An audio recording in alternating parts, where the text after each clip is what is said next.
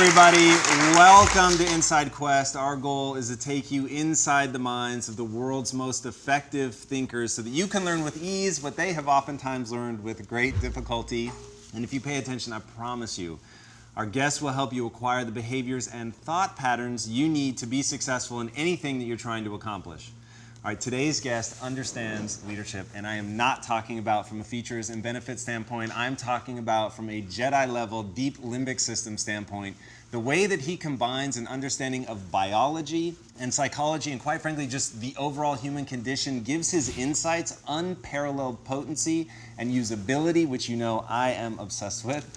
His lessons on leadership ring true not only because he spent the better part of a decade systematically studying them, but because his transition from marketing consultant to evangelist for global change came as a result of a personal crisis. Having fallen out of love with the very company he created, he turned about with depression into a revolution of the self that has helped him become one of the most impactful voices in the world of leadership.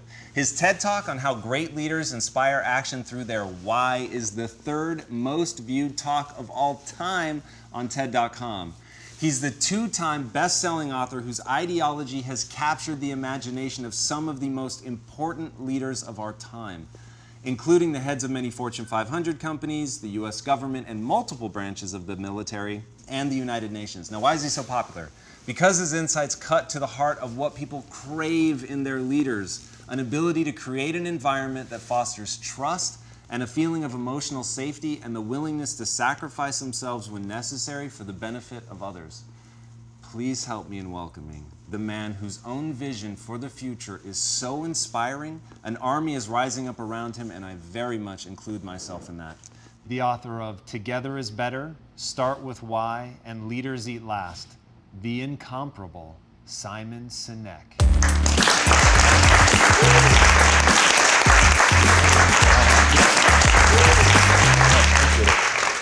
What a pleasure it is to have you on the show today. Thanks for having me.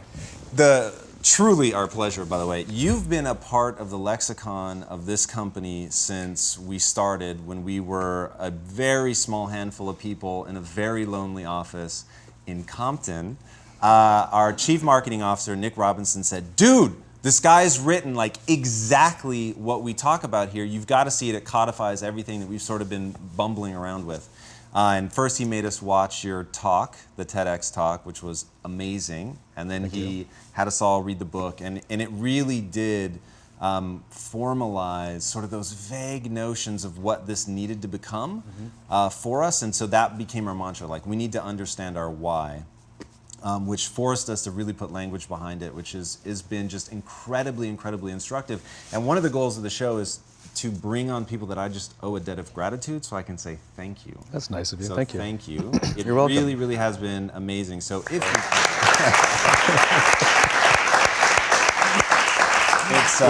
it's amazing. Thank now, you. I haunted your Twitter feed. Okay. It's amazing. Thank you. And I wanted to start with something that you put on there, and you said, "We can learn about our future from our past because regardless of technology or the speed of innovation, people are still people." True.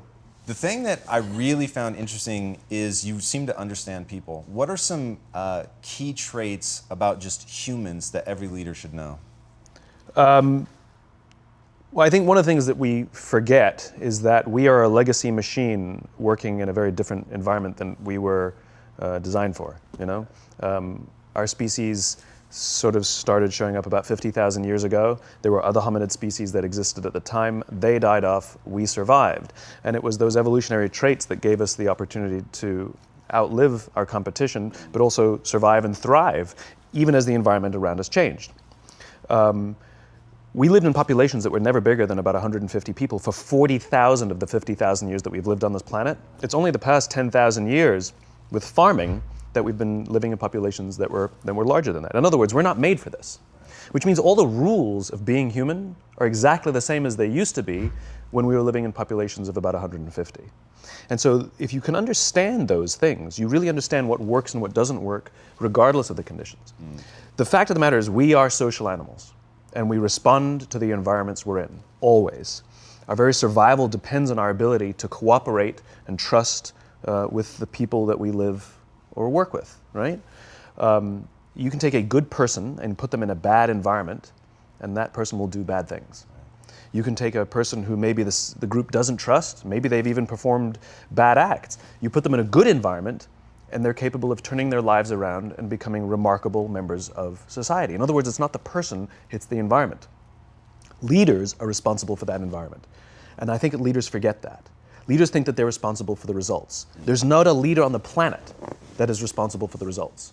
A leader is responsible for the people who are responsible for the results.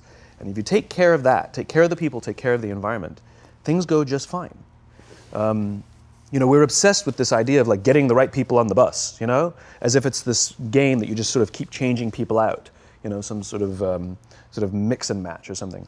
But we never ask which bus and who's driving the bus, because the bus matters, So I'm more obsessed with what happens to people when they come together in protected or unprotected environments and how we respond to those environments. Yeah, that was a key insight for me. Like you say that you recursively ask why until you get to the point where you can't go backwards anymore. And that to me is one of those moments. Like when you understand that humans just by their nature, they react to their environment, all of a sudden it becomes pretty critical to think about the bus, right? Not only who's on the bus, but what is the bus, what's that environment? So I get it from a leadership perspective when you have rank, which you do a very good job of delineating between a leader and rank. Help people understand how if you don't have rank, how you could still be a leader for change in an environment that needs change. So as you said, leadership has nothing to do with rank, right? Leadership is a responsibility. As you gain rank, you may have more responsibility over the lives of more people, but it doesn't change the nature of leadership. I know many, many people who sit at the highest levels of organizations who are not leaders. They have authority, and we do as they tell us because they have authority over us, but we wouldn't follow them. And yet I know many people who've made a choice, who have no rank, but they've made a choice to look after the person to the left of them and look after the person to the right of them. And we would follow them anywhere. And that's what leadership is. It's the responsibility to take care of the people around us, the people with whom we work. And leadership is a practice like any other. It is a skill that can be learned. And that means it requires practice. You don't just suddenly get a promotion, you're now in a management position and you're a leader, right? That's not how it works. If only, right? If only, I know. The reality is we have to learn it and we have to practice it and we have to get good at it, which is what the junior ranks are for. So even if you don't have the ability to make decisions that will impact the entire organization, you do have the ability to make decisions that will impact the life of another human being, how they feel about their own jobs, how well their responsibility goes, how easily they can get work done, how supported they feel if they make a mistake. Do they feel that they can turn to you and ask you for help? That's all within your control. It's the same thing as being in a relationship or being a friend. Being a good friend, means that our friends can rely on us, they can trust us, they can turn to us. There's no difference. It's human beings, it's human relationships.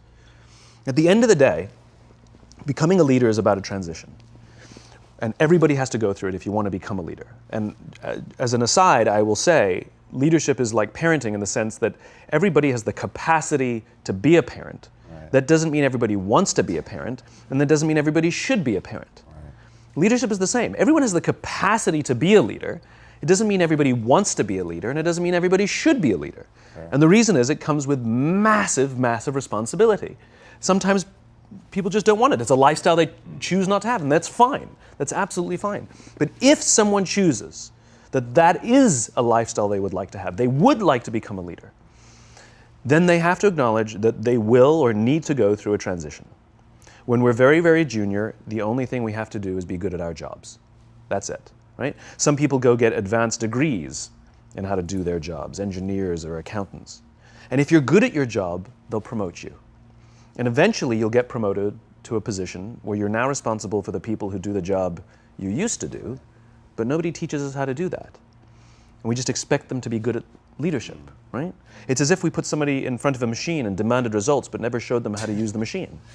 Yeah. And so the reason we get managers, the reason we get micromanagers, the reason we get bad leaders is because nobody showed them how to do the job of leadership, for one. And two, they can't help themselves. Of course they're going to tell you to do it their way because they actually do know how to do it better than you because that's what got them the promotion in the first place. Right. And the transition we have to make is that we are no longer responsible for the job. As I said before, we now become responsible for the people who are responsible for the job, right? There's not a manager around who's responsible for the results. We're responsible for the people who are responsible for the results. I love talking to CEOs, and I'm like, what's your priority? They say, my priority is my customer. I'm like, you haven't talked to a customer in 10 years. You know, you have no impact on a customer at all. Right. What you can do is screw with someone's life who will then impact your customer, or support someone who will then impact your customer. That's such Right? powerful. Leaders are responsible for the people, who are responsible for the people, who are responsible for the people, who are responsible for the customer. Get that chain right. That is the chain of command. Get that chain right, and everything goes just fine. Get that chain wrong, and then the people who are touching the customer, inventing the product, selling the product, figuring out ways how to build the company, manage the numbers, manage the processes, manage the operations. In other words, all the heavy lifting. Right. Get that chain wrong, and those people will spend more time protecting themselves from you than doing their job. Yeah. Right? Any company, for example, where it is standard practice in that company for employees to feel the need to send a CYA email after every decision they make, Right. is a sign that they're taking time and energy out of their job away from advancing the company's mission in order to protect themselves from their own company. That's what that is. Any company where it is standard practice for people to feel the need to keep a folder of all the good things they've done in their careers just in case they need it, you know, Yeah. is a sign that they're taking time and energy out of their day away from doing their job in order to protect themselves from their own leaders. That's what that is. Those are signs of bad leadership. Politics, gossip. All of these things are people acting out of self-interest. That's what politics and gossip is.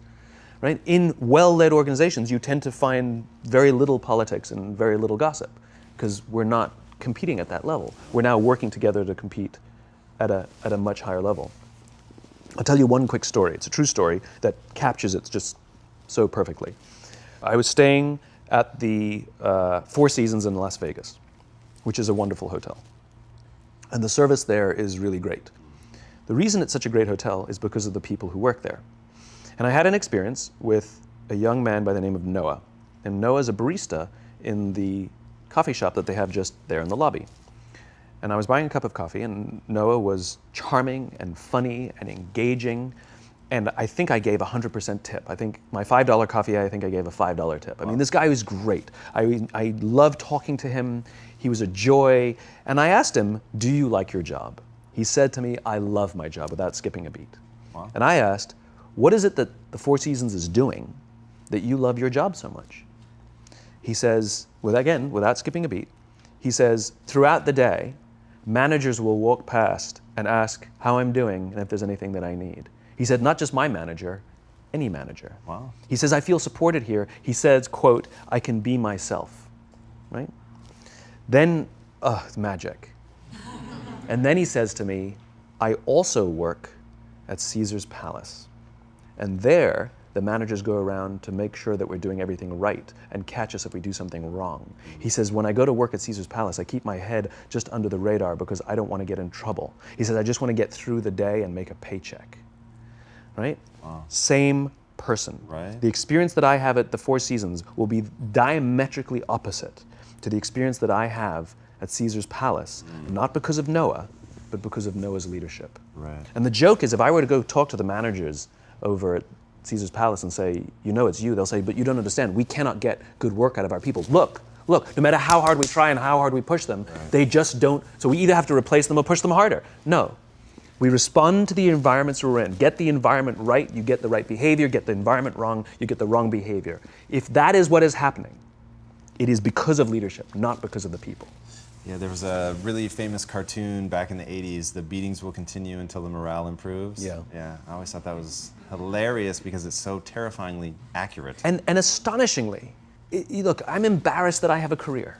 You know, I talk about things like trust and cooperation. Why is there demand for my work, you know? But the fact that there is, I'll take it as an opportunity. Yeah. But what's really sort of abominable is that this is not a new idea. Like, there are books galore and speeches galore and articles galore about what leadership is. You know, and we all kind of say the same thing from a different angle, so you can pick your flavor, whichever message resonates most with you, and yet people don't do it. What's the hang up?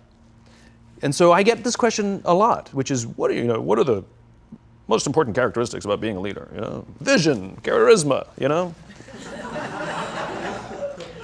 I know some spectacular leaders who don't have big Steve Jobsian visions. They're just not visionary, And I know some spectacular leaders who really don't have a lot of charisma. They kind of just shuffle around, and you're like, that's the guy, that's the guy, right? And they're spectacular, and people will give blood, sweat, and tears for these people. The one thing I am comfortable saying that all effective leaders must have is courage, because it is hard. It is hard to stand up against outside pressure. It is hard to stand up to an external constituency who's pushing you to do something for their short-term gain, to do the right thing for your people. It is hard. It is thankless. It is lonely. Sometimes you get fired. Sometimes you get in trouble. Sometimes you'll lose your job, and the next guy will get all the credit. It's all true. And the courage to do the right thing in the face of overwhelming pressure, only the best leaders have that courage. Only the best leaders. And here's the folly. Courage is not some deep internal fortitude. You don't dig down deep and find the courage, right? It just doesn't exist. Courage is external. Our courage comes from the support we feel from others. In other words, when you feel that someone has your back, when you know that the day that you admit you can't do it, someone will be there and say, I got you. You can do this. That's what gives you the courage to do the difficult thing. It's not going off to an ashram by yourself somewhere for 4 weeks and coming back and finding the courage. It's not what happens. It's the relationships that we foster. It's the people around us who love us and care about us and believe in us. And when we have those relationships, we will find the courage to do the right thing. And when you act with courage, that in turn will inspire those in your organization to also act with courage. In other words, it's still an external thing. That's what inspiration is, right? I'm inspired to follow your example. But those relationships that we foster over the course of a lifetime will not only make us into the leaders we need to be and hope we can be, but they'll often save your life. They'll save you from depression, they'll save you from giving up, they'll save you from any matter of negative feelings about your own capabilities, your own future. When someone just says, I love you, and I will follow you no matter what. I want to talk about that for a second. Why do you think that something so innate, so deeply ingrained in us as love is so, just yesterday, I can't believe this is true, this is actually true, I'm not making this up. Just yesterday, this will mean something to you guys, I looked Ron Penna in his eyes and I said, I love you. And I said it 100%, is my business partner, I said it 100% sincerely. It was just one of those moments where you want to connect and remember. But that's so weird. I don't do that often. And it's so interesting that it becomes out of context, Sure. maybe is the best way to say it. Because at home with my wife, it's so easy and I love to embody it and I love to feel it and it makes me feel awesome. But then I come into the office and there's something about the context that makes it weird. Yes, two perspectives. One is, this is what vulnerability is, right? Being vulnerable doesn't mean crying. Being vulnerable means willing to admit you made a mistake. Being vulnerable is the willingness to say, I need help. Being vulnerable is the willingness to express the feelings you have towards someone without fear of what other people may think of you by making that expression. And most people, especially if they don't have a trusting environment or a strong corporate culture, most people don't want to feel vulnerable. It's dangerous to feel vulnerable. If you admit you made a mistake or you don't know what you're doing, you've been promoted into a job that you have no clue or no business being in that job, lying, hiding, and faking is a much better option, right? But for the fact that it's more stressful and ultimately the results will falter, right? It's counterintuitive. But that's what a strong environment means. It means I can be vulnerable. So the fact that you can say that out loud means that there's a loving, trusting culture here that is okay with you being vulnerable. Nobody's thinking, oh my God, this company's going downhill, this guy's nuts. He's blubbering all over the place, That's not what people are thinking. I mean, some people are probably thinking it. But generally, that's not what people are thinking. If anything, people are going, cool. And that then inspires them to feel that they can also express vulnerability, like admit a mistake, like say they screwed up, like say they need help, that say, they want to offer help to someone and not fear that either. So that's one perspective. The other reason why stuff that I talk about or that you're talking about now is so often ignored is just because it's hard to measure. How do you measure leadership? How do you measure That's it? going to be one of my questions. How do you measure trust? They lack good metrics. It's very easy to measure revenues and profits and market share. So let's focus on those things, because I can like pull a lever here and see what happens over there. Right. But in terms of like trust, I'll pull a lever here and I won't see anything for 6 months.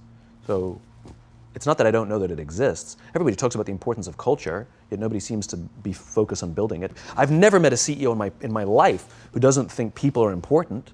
And yet every day they're making decisions that prioritize a number over a person, that literally don't care about people. They make decisions that literally brush people aside, because it's hard to measure. In an ultra speedy, algorithmic world that we live in, what gets measured gets done.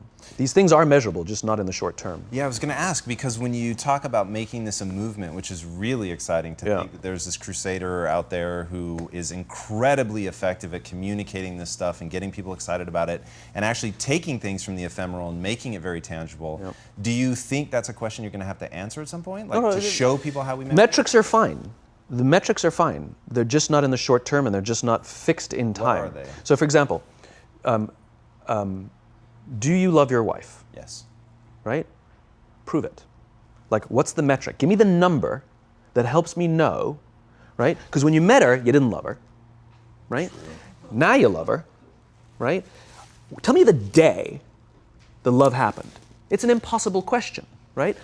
But it's not that it doesn't exist. It's that it's much easier to prove over time, right? So all leadership is the same thing. It's about transition. So if you were to go to the gym, right? It's like exercise, right?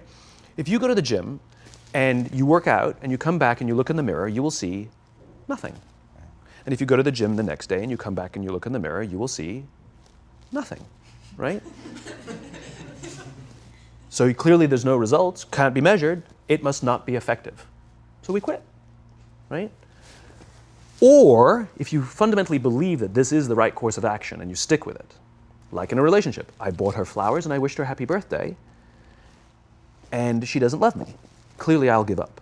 That's not what happens. If you believe there's something there, you commit yourself to an act of service. You commit yourself to the regime, the exercise. You can screw it up. You can eat chocolate cake one day, you can skip a day or two. It allows for that. But if you stick with it consistently, I'm not exactly sure what day, but I know you'll start getting into shape. I know it.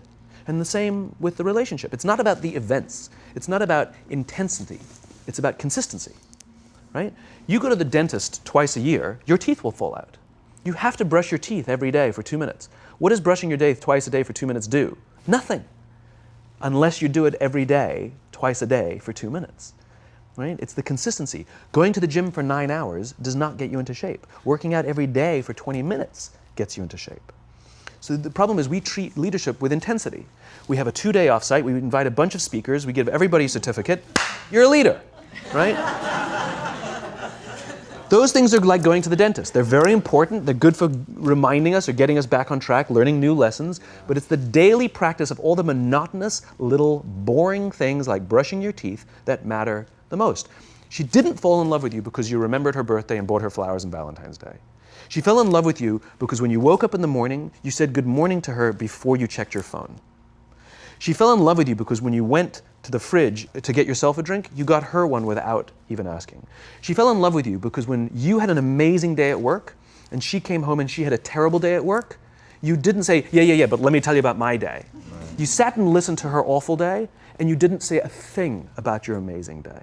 This is why she fell in love with you. I can't tell you exactly what day, and it was no particular thing you did.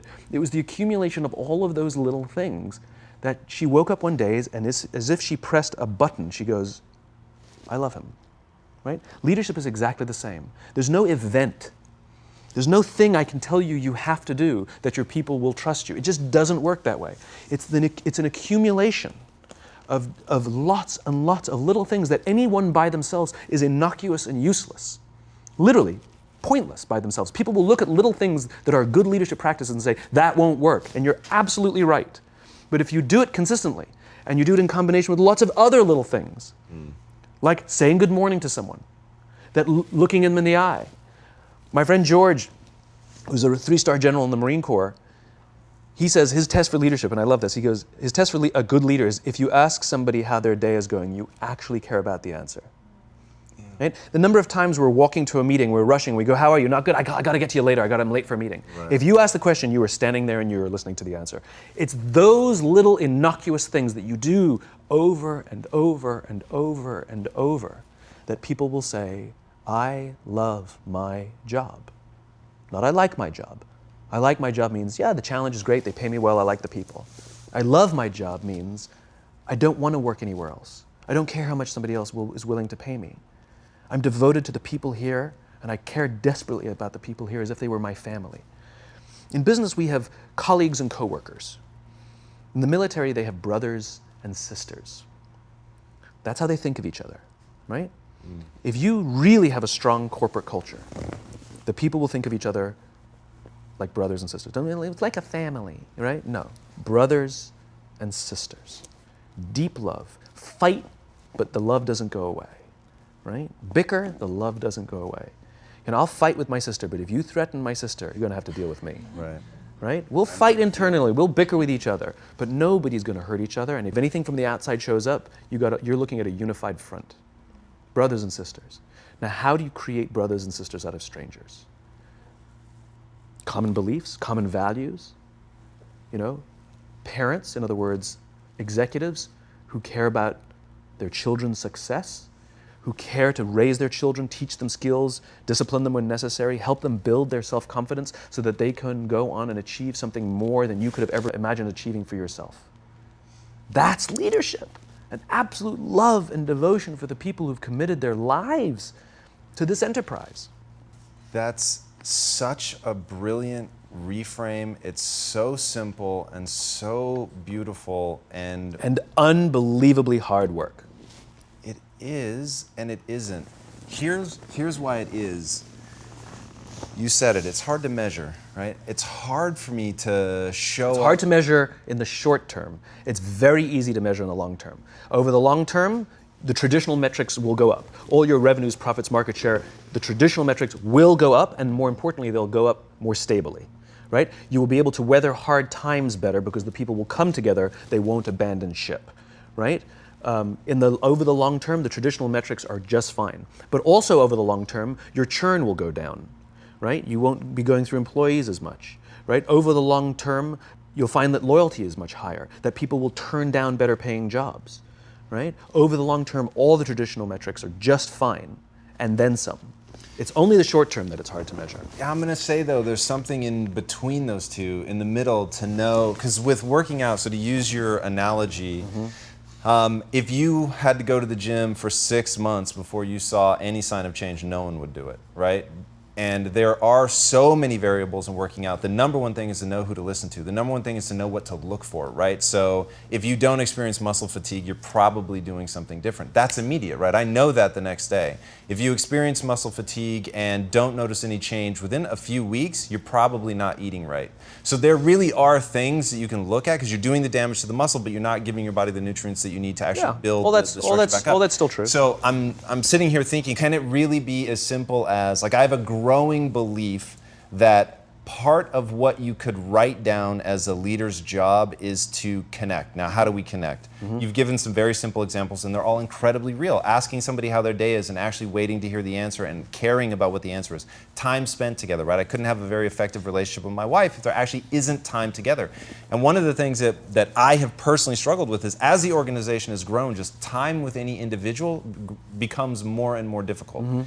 And so then you start focusing on, okay, wait, it's just about creating the environment. But as you lose touch with the real sense of, like, I know this person and I can see when they're having a bad day, and really leveraging, like, what we have as humans, and this is why your teachings are so powerful, is you wrap it in the truth of the human experience. You wrap it in how humans really connect. Like, looking at each other, sensing that, like, hey, this is either hitting or it's not. Like, all of that stuff is super, super real. And as an organization, to be able to find ways in that middle ground where it's like, I'm pretty sure this is working, and I really believe in it at a macro level. But I just want to know, because there's so many paths, right? And you could nudge sort of one way or the other to create something that, and maybe it's as simple as, here's when I am using this right now. The amount of laughter I hear in the office. Maybe that's dumb, I don't know. But I'm really doing it, and I really think all day, like, how much laughter have I heard today?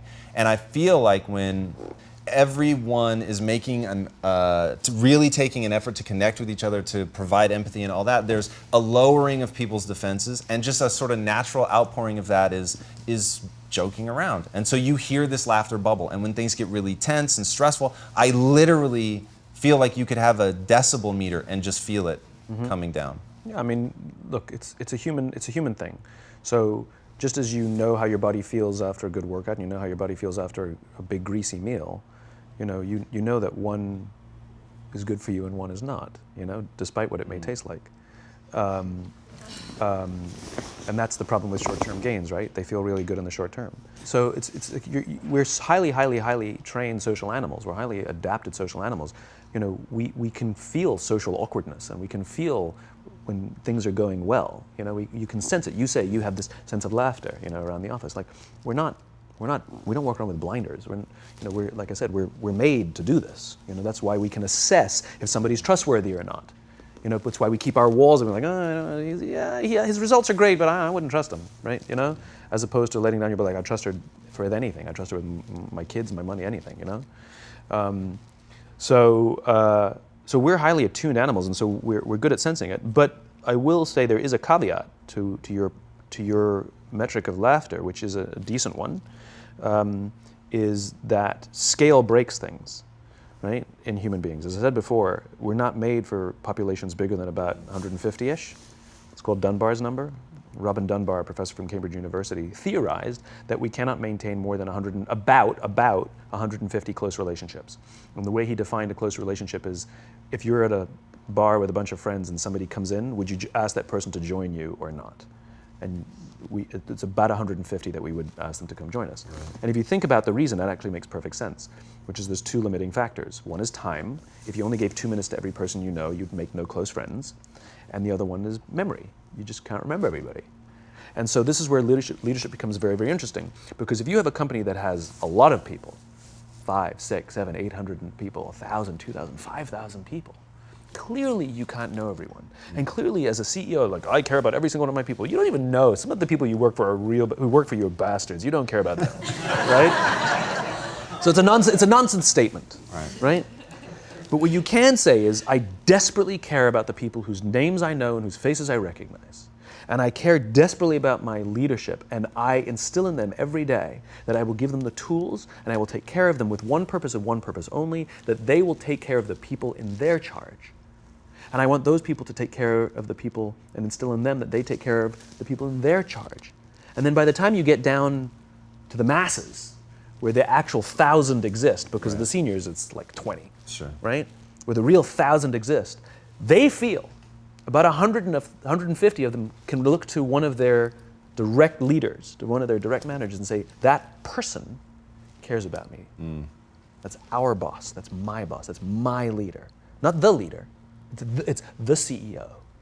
That's my manager, my boss, my leader. And by the way, I hate the word boss and manager. Nobody wakes up in the morning to be managed. Nobody wants to be managed. Manage me, right? But we do want to be led.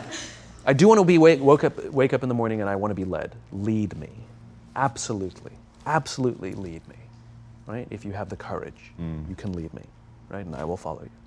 So when scale shows up, you actually still maintain the rules of Dunbar's number, but now they're done, and that's what effective hierarchy looks like, where every level feels supported by the level above to take care of the level below. And then if you're at the front line, you feel supported by the level above, and the level below is the customer or the vendor that you own that relationship. In other words, we're all responsible for taking care of another relationship because someone's taking care of us.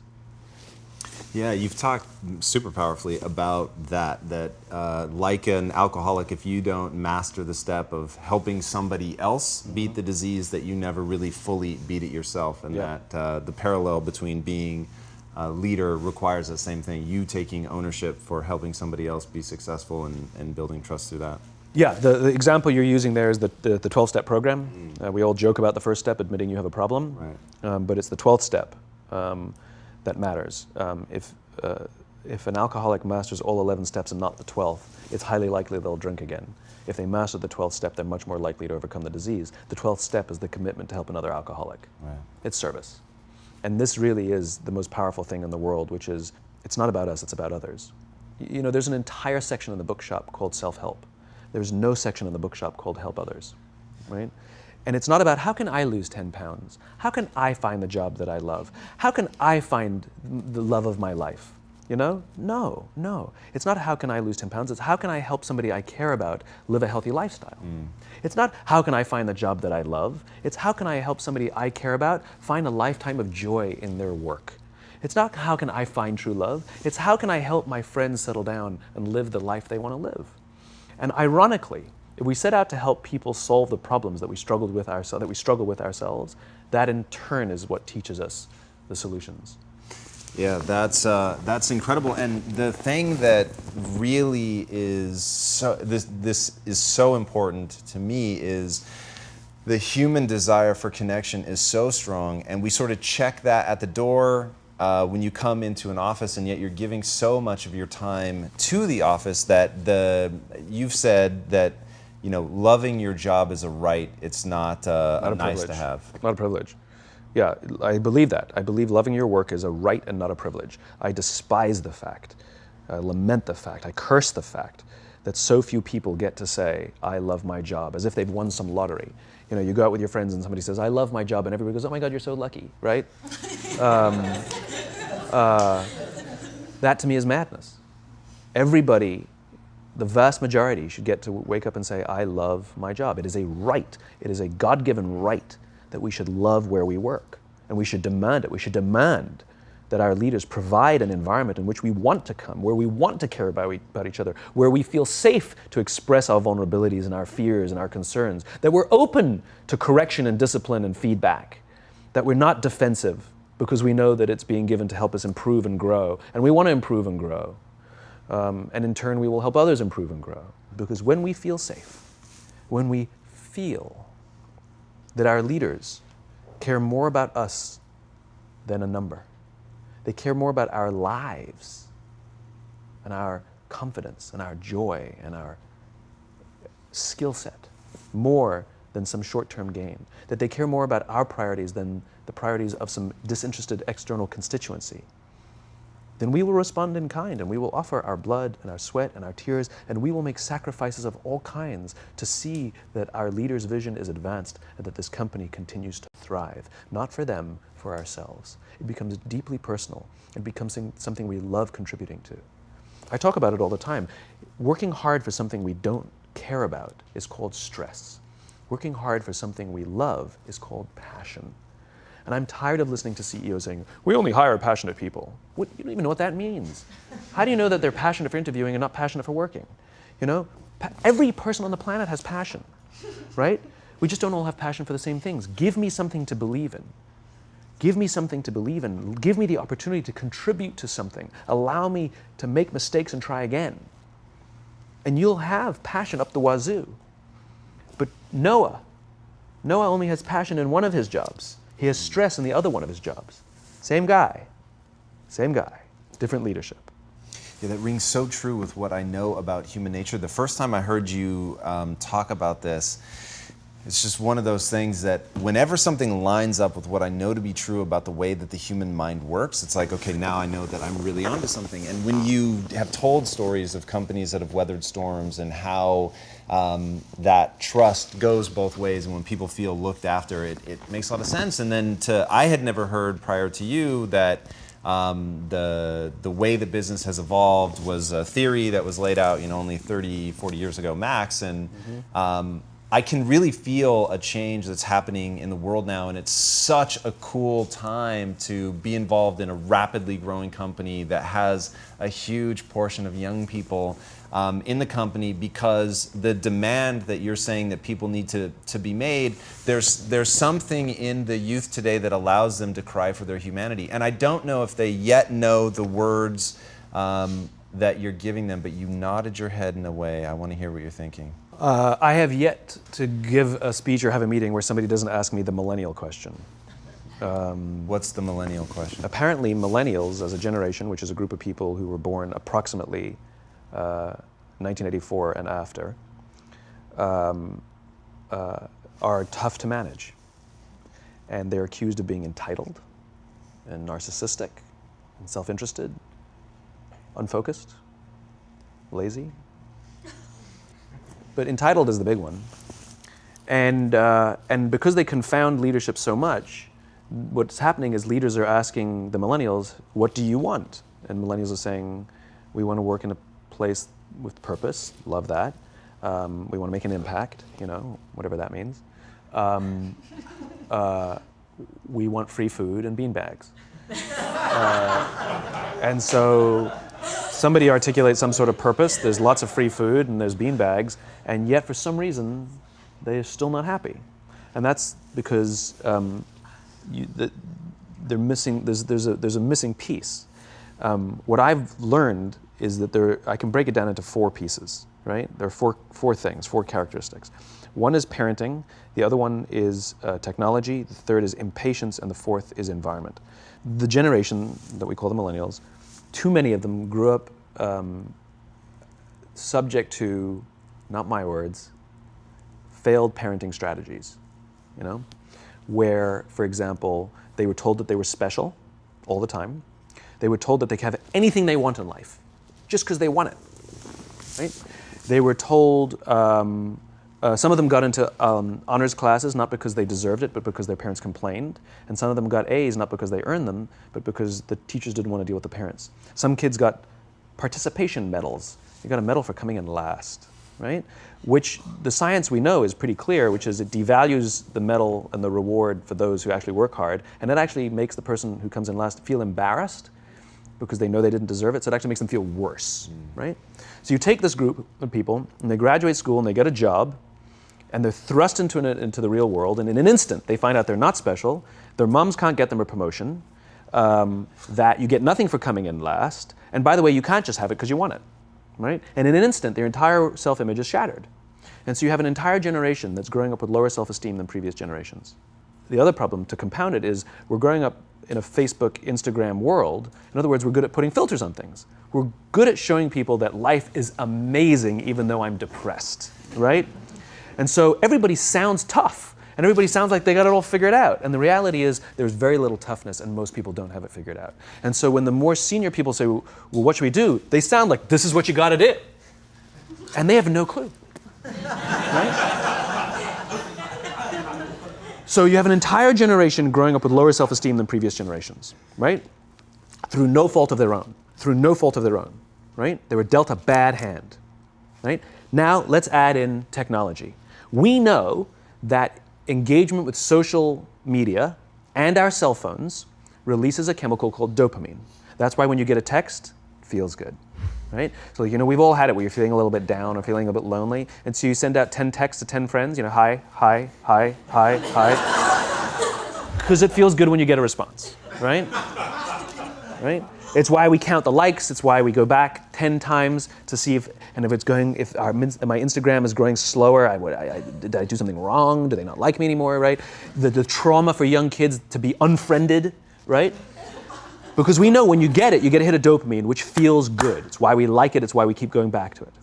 Dopamine is the exact same chemical that makes us feel good when we smoke, when we drink, and when we gamble. In other words, it's highly, highly addictive. Right? We have age restrictions on smoking, gambling, and alcohol, and we have no age restrictions on social media and cell phones, which is the equivalent of opening up the liquor cabinet and saying to our teenagers, hey, by the way, this adolescence thing, if it gets you down,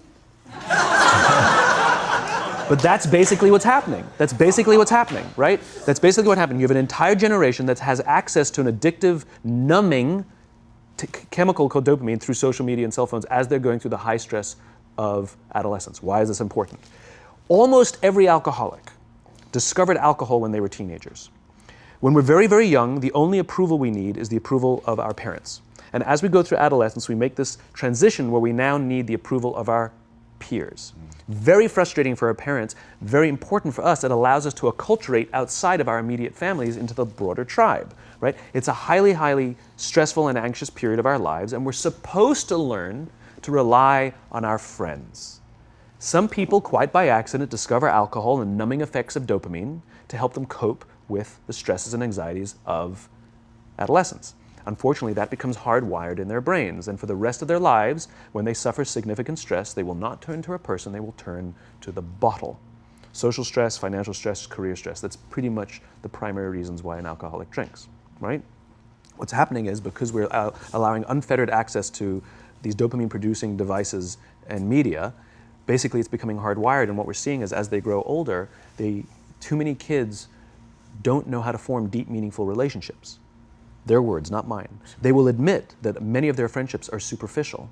They will admit that their friends, that they don't count on their friends, they don't rely on their friends, they have fun with their friends, but they also know that their friends will cancel on them if something better comes along. Deep, meaningful relationships are not there because they never practice the skill set, and worse, they don't have the coping mechanisms to deal with stress. So when significant stress starts to show up in their lives, they're not turning to a person, they're turning to a device, they're turning to social media, they're turning to these things which offer temporary relief. We know, the science is clear, we know that people who spend more time on Facebook suffer higher rates of depression than people who spend less time on Facebook, right?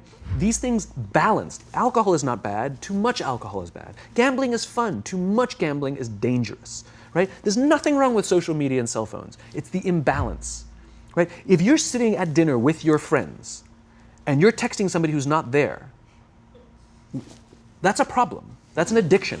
If you're sitting in a meeting with people you're supposed to be listening to and speaking, and you put your phone on the table, face up or face down, I don't care, that sends a subconscious message to the room that you're just not that important to me right now, right? That's what happens. And the fact that you cannot put it away is because you are addicted, right? If you wake up and you check your phone before you say good morning to your girlfriend, boyfriend, or spouse, you have an addiction. And like all addiction, in time, it'll destroy relationships, it'll cost time, and it'll cost money, and it'll make your life worse, right?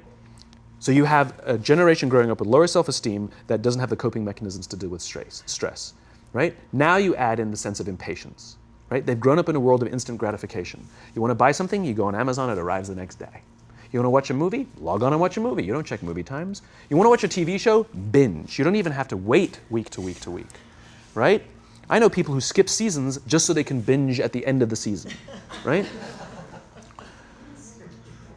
Instant gratification. You want to go on a date? You don't even have to learn how to be like, hey. You don't even have to learn and practice that skill. You don't have to be the uncomfortable one who says yes when you mean no and says no when you mean no, but yes when you... You don't have to swipe right. Bang, I'm a stud. Right? You don't have to learn the social coping mechanisms, right? Everything you want, you can have instantaneously. Everything you want, instant gratification, except job satisfaction and strength of relationships. There ain't no app for that. They are slow, meandering, uncomfortable, messy processes. And so I keep meeting these wonderful, fantastic, idealistic, hardworking, smart kids. They've just graduated school. They're in their entry-level job. And I sit down with them and I go, how's it going? They go, I think I'm going to quit. I'm like, why? They're like, I'm not making an impact. I'm like, you've been here 8 months. You know? It's as if they're standing at the foot of a mountain and they have this abstract concept called impact that they want to have in the world, which is the summit. What they don't see is the mountain. I don't care if you go up the mountain quickly or slowly, but there's still a mountain. And so what this young generation needs to learn is patience. That some things that really, really matter, like love, or job fulfillment, joy, love of life, self-confidence, a skill set, any of these things, all of these things take time. Sometimes you can expedite pieces of it, but the overall journey is arduous and long and difficult. And if you don't ask for help and learn that skill set, you will fall off the mountain, or you will, the worst case scenario, and we're already seeing it, the worst case scenario is we're seeing an increase in suicide rates, we're seeing an increase in this generation, we're seeing an increase in accidental deaths due to drug overdoses, we're seeing more and more kids drop out of school or take leaves of absence due to depression, unheard of. This is really bad. The best case scenario, those are all bad cases, right? The best case scenario is you'll have an entire population growing up and going through life and just never really finding joy. They'll never really find deep fulfillment in work or in life. They'll just waft through life and it'll be just, it's fine. How's your job? It's fine. It's the same as yesterday. How's your relationship? It's fine. Like that's the best case scenario. Which leads me to the fourth point, which is environment, which is we're taking this amazing group of young, fantastic kids who were just dealt a bad hand. It's no fault of their own. And we put them in corporate environments that care more about the numbers than they do about the kids. They care more about the short-term gains than the long-term life of this young human being. We care more about the year than the lifetime, right? And so we are putting them in corporate environments that aren't helping them build their confidence, that aren't helping them learn the skills of cooperation, that aren't helping them overcome the challenges of a digital world and finding more balance, that isn't helping them overcome the need to have instant gratification and teach them the joys and impact and the fulfillment you get from working hard on something for a long time that cannot be done in a month or even in a year. And so we're thrusting to them in corporate environments, and the worst part about it is they think it's them. They blame themselves. They think it's them who can't deal. And so it makes it all worse. It's not. I'm here to tell them it's not them. It's the corporations, it's the corporate environments, it's the total lack of good leadership in our world today that is making them feel the way they do. They were dealt a bad hand, and I hate to say it, but it's the company's responsibility. Sucks to be you, like we have no choice, right? This is what we got, and I wish that society and their parents did a better job. They didn't. So we're getting them in our companies, and we now have to pick up the slack. We have to work extra hard to figure out the ways that we build their confidence. We have to work extra hard to find ways to teach them the social skills that they're missing out on. There should be no cell phones in conference rooms. None. Zero. And I don't mean the kind of like sitting outside waiting to text. I mean like when you're sitting and waiting for a meeting to start, this is what we all do. We all sit here and wait for the meeting to start.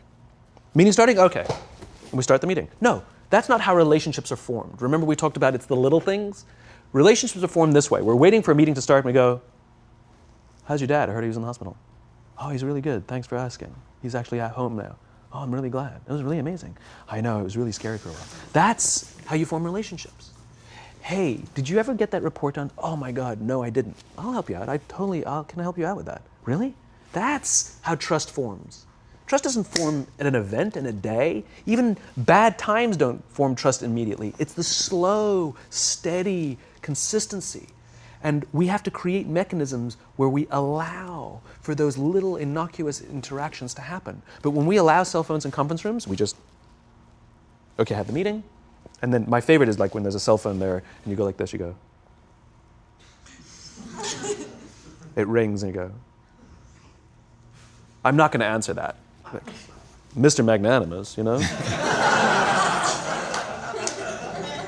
When you're out for dinner with your friends, like I do this with my friends. When we're going out for dinner and we're leaving together, we'll leave our cell phones at home.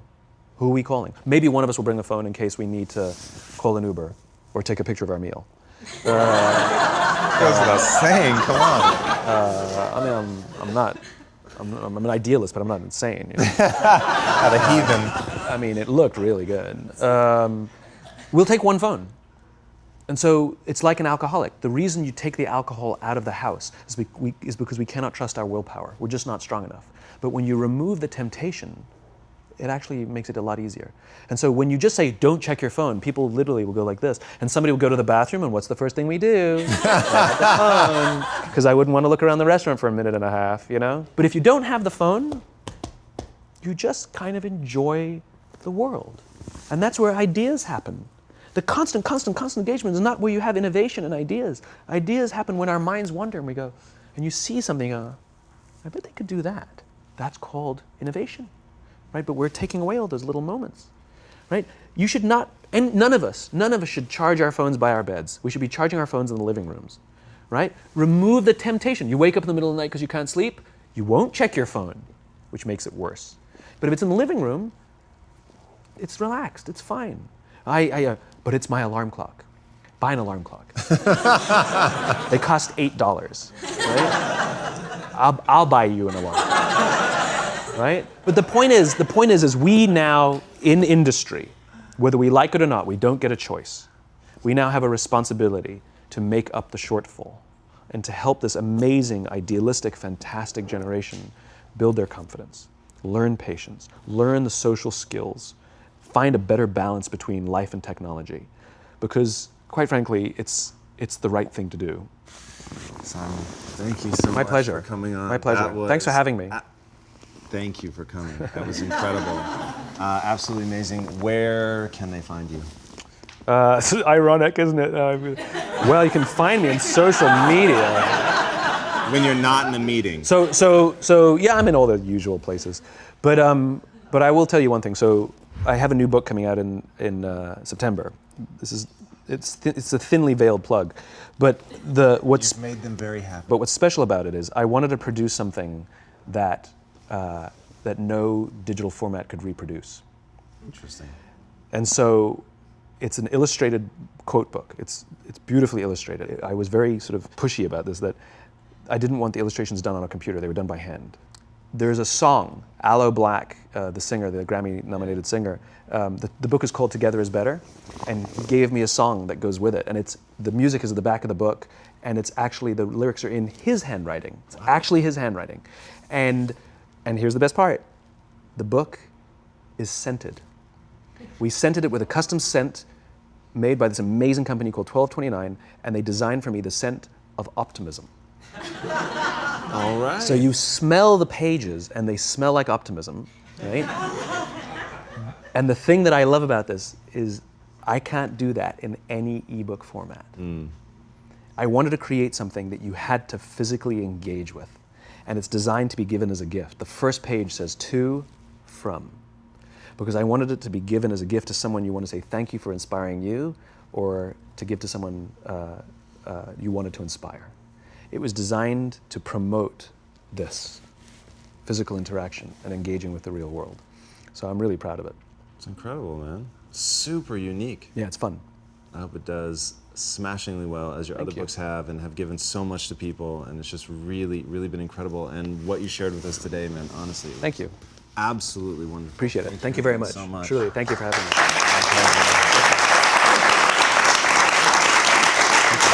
Guys, I should have done the entire interview at his feet, which is exactly how it felt.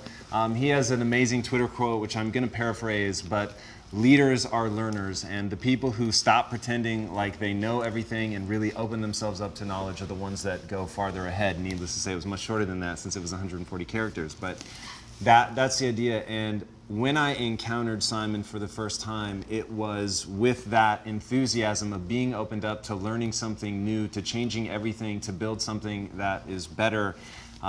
Knowing why you're doing what you're doing is so critical, and just the human way in which he approaches the world and the connection, and hearing that today in front of this audience and seeing everybody in rapt attention and talking about putting the cell phones aside and really remembering to connect. I think that is just incredibly, incredibly important. So Simon, thank you again so much for sharing with us. My pleasure. Thank you very much. Really beautiful. Thank you. To the Inside Quest community, thank you guys for becoming so special that we're able to get guests like Simon. The first thing he said to me today was, hey, we finally made this happen, not for a want of trying. So in your name, we went after him for a very long time because what he is just absolutely incredible. Thank you guys so much for joining. This is weekly, so be sure to subscribe. And until next week, my friends, be legendary. Take care.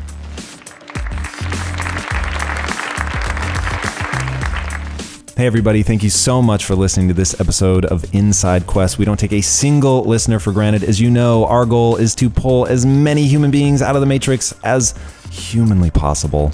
And to help us do that, if you like this episode, please go to iTunes, leave a review, like it, and if you loved it, which I know you do, please share it with people. The more people that we can get paying attention to the show, the more guests that we can get on, and the better that we can serve you guys. If you want to become an insider and you want to get access to exclusive content, be sure to go to InsideQuest.com, sign up for the newsletter. We put stuff in there that isn't available anywhere else. We promise not to spam you or waste your time, so be sure to go there and sign up. And then we're super active socially, so if you guys want to follow me personally, you can do that at Tom Bilyeu. My last name is spelled B as in Bravo, I-L-Y-E-U. And of course, you can follow at Inside Quest as well. Engage with us. Let us know what you think. Send in guest submissions. And, oh, dear God, please, if you're in the Los Angeles area, we want you to come and sit in the audience and be a part of this community. It's amazing to get a chance to meet everybody. So come on in, say what's up, and let's change lives. All right, my friends, until next time, be legendary. Take care.